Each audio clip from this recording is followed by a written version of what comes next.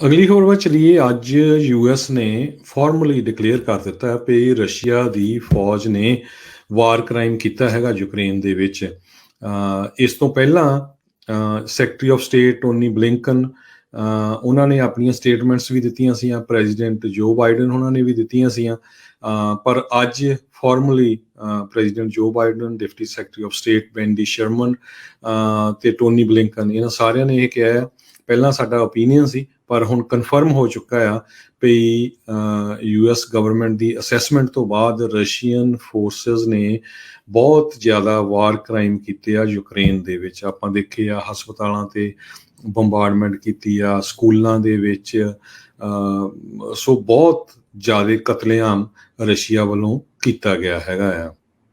ਸੋ ਜਿੰਨੀ ਵੀ ਕਹਿੰਦੇ ਇਨਫੋਰਮੇਸ਼ਨ ਉਹਨਾਂ ਨੂੰ ਇੰਟੈਲੀਜੈਂਸ ਸੋਰਸਸ ਤੋਂ ਆਈ ਆ, ਪਬਲਿਕ ਤੋਂ ਆਈ ਆ, ਉਸ ਬੇਸ ਦੇ ਉੱਤੇ ਇਹ ਡਿਸੀਜਨ ਲਿਆ ਗਿਆ ਆ।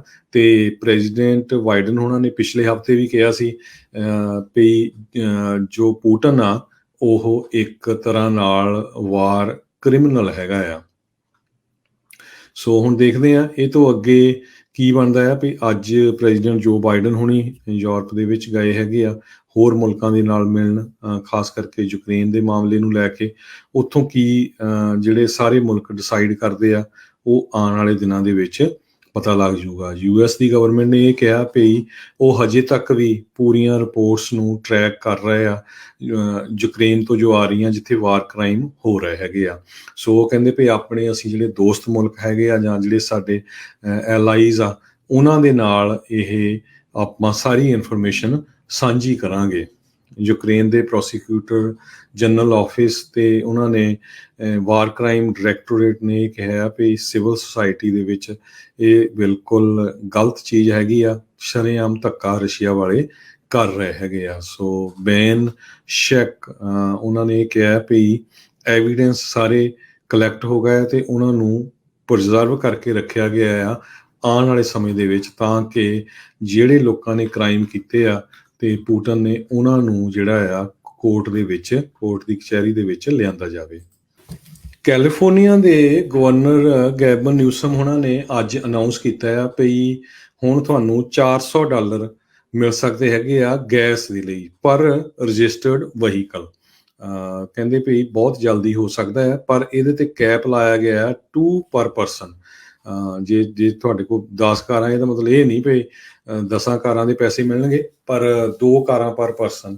ਸੋ ਇੱਕ ਘਰ 'ਚ 4 ਕਾਰਾਂ ਆ, 2 ਜਣੇ ਹੈਗੇ ਆ ਤੇ ਉਹਨਾਂ ਨੂੰ $400 ਪਰ ਰਜਿਸਟਰਡ ਵਹੀਕਲ ਮਿਲ ਸਕਦਾ, ਕਿਉਂਕਿ ਗੈਸ ਦੀਆਂ ਪ੍ਰਾਈਸਿਸ ਬਹੁਤ ਹੀ ਉੱਪਰ ਗਈਆਂ ਆ।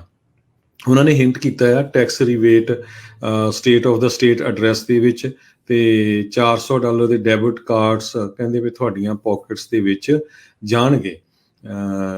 ਵੀ are proposing $11 billion in relief. ਇਹ ਜਿਹੜੇ ਗਵਰਨਰ ਗੈਬਨ ਨਿਊਸਮ ਆ ਉਹਨਾਂ ਨੇ ਅਨਾਊਂਸ ਕੀਤਾ ਹੈ, plus $9 billion tax refund gas prices ਉੱਪਰ ਜਾਣ ਕਰਕੇ। ਜਿਹੜੇ ਲੋਕ ਪਬਲਿਕ ਟਰਾਂਜ਼ਿਟ ਲੈਂਦੇ ਆ ਉਹਨਾਂ ਨੂੰ ਵੀ 3 ਮਹੀਨੇ ਦੇ ਲਈ ਫ੍ਰੀ ਹੋਊਗੀ।